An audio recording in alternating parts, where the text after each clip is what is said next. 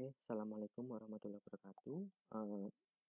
Ketemu lagi dengan saya. Nah, pada video kali ini saya ingin sharing dengan teman-teman mengenai perjuangan saya dulu ketika ingin mendapatkan buah hati.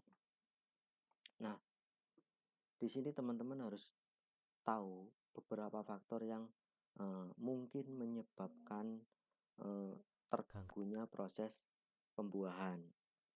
Nah, di antaranya itu adalah satu, eh, mengenai berat badan. Nah, khususnya pada calon ibu, karena berat badan itu bisa mengganggu siklus menstruasi atau mengganggu pelepasan sel telur. Nah, jadi yang mungkin berat badannya kurang ideal itu mungkin bisa diperbaiki dengan pola makan yang lebih bagus. Yang kedua, faktor yang kedua itu adanya ketidaknormalan pada area rahim. Nah, di sini misalnya adanya endometriosis. Nah, endometriosis ini eh, kondisi ketika jaringan dari lapisan dalam dinding rahim atau endotrium itu tumbuh di luar rongga rahim. Nah, jika endometriosis terjadi pada tuba Fallopi, maka sperma akan kesulitan dalam mencapai dan membuahi sel ovum sehingga proses pembuahan akan sulit terjadi. Nah, mungkin faktor lain itu juga ketidakseimbangan antara hormon estrogen dan progesteron.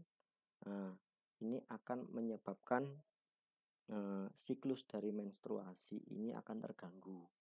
Tentunya akan mengganggu kesuburan.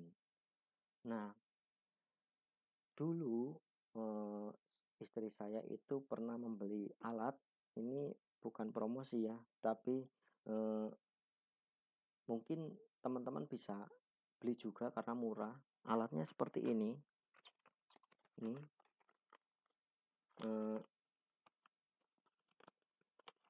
alat ini fungsinya untuk mengetes tingkat kesuburan. Jadi teman-teman bisa membeli, jadi bisa tahu kapan masa subur yang tepat. Daripada kita mengira-ira, walaupun sebenarnya masa subur itu juga bisa dihitung 14 ya, kalau kebanyakan orang mengatakan 14 hari dihitung dari start menstruasi. Tapi kalau lebih akuratnya ya dites itu. Itu mungkin salah faktornya. Faktor yang lain itu mungkin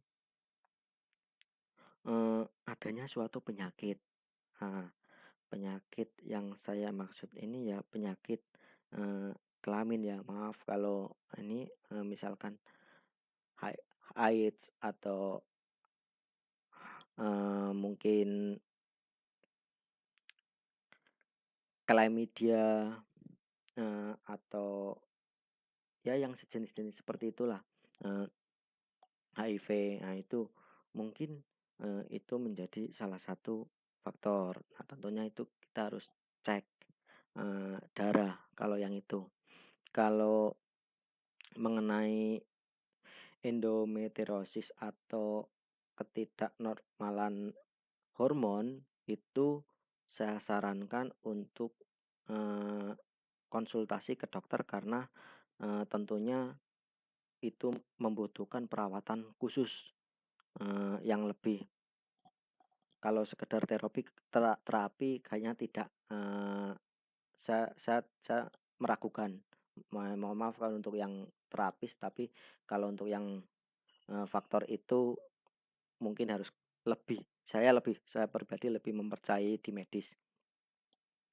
Nah, faktor selanjutnya itu mungkin stres. Nah, stres ini ternyata berpengaruh terhadap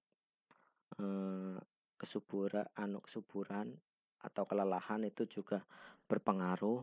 Nah, tentunya eee, setelah eee, kita cek atau kita berobat atau dicek ini kita dinyatakan subur keduanya, tapi juga belum kunjung hamil. Nah, faktor stres atau kelelahan mungkin perlu dievaluasi. Jadi kita mungkin ya luangkan waktu untuk berlibur, untuk apa? Mengurangi pikiran yang stres dan perbanyak istirahat dan makanan-makanan yang bergizi. Tentunya juga kita harus eh, hindari yang namanya rokok, alkohol karena itu eh, berpengaruh pada sebagian orang.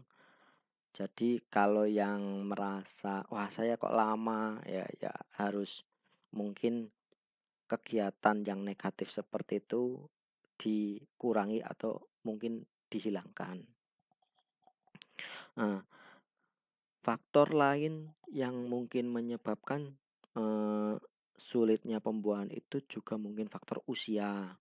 Nah, tapi kalau usia kita masih di bawah 35 tahun untuk perempuan, saya rasa masih bagus gitu karena eh, batas penurunan eh, kualitas itu kalau di perempuan usia 35 dan kalau laki-laki kalau nggak salah itu 40 tahun itu kondisinya sudah mulai menurun tapi kalau usia kita masih di bawah 35 usia ini kita coret. Jadi faktor lain mungkin yang menyebabkan itu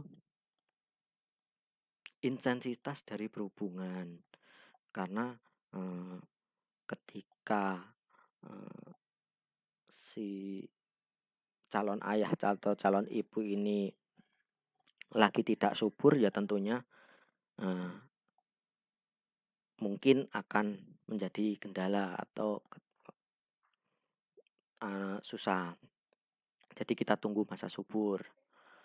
Faktor lain mungkin yang saya tahu itu adalah efek dari obat atau KB. Ya, mungkin salah satu dari calon ayah atau calon ibu itu pernah melakukan KB. Nah, setelah melakukan KB tapi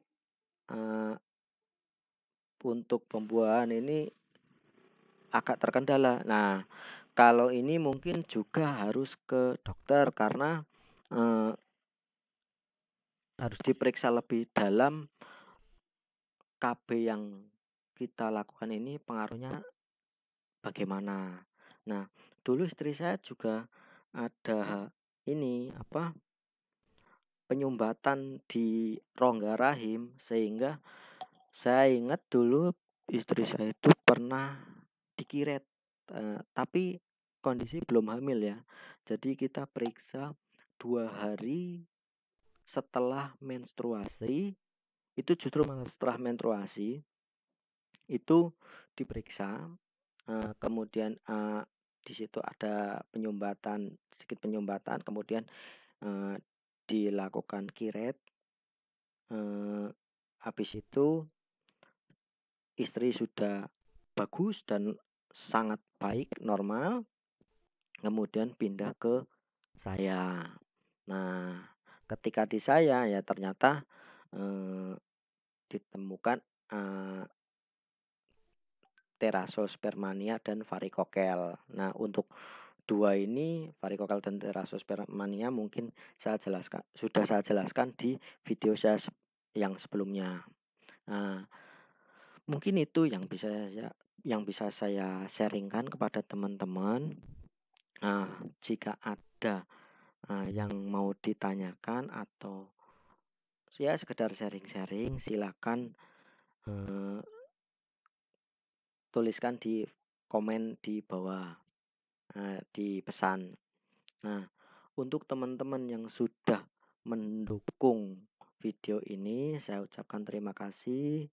Eh, Semoga video ini bermanfaat dan semoga apa yang kita harapkan cepat diijabah oleh Allah. Apalagi sekarang di bulan Ramadan, mungkin kita perlu meningkatkan kedekatan kita dengan Allah dengan cara ya bagi yang beragama Islam ya perbanyak tahajud.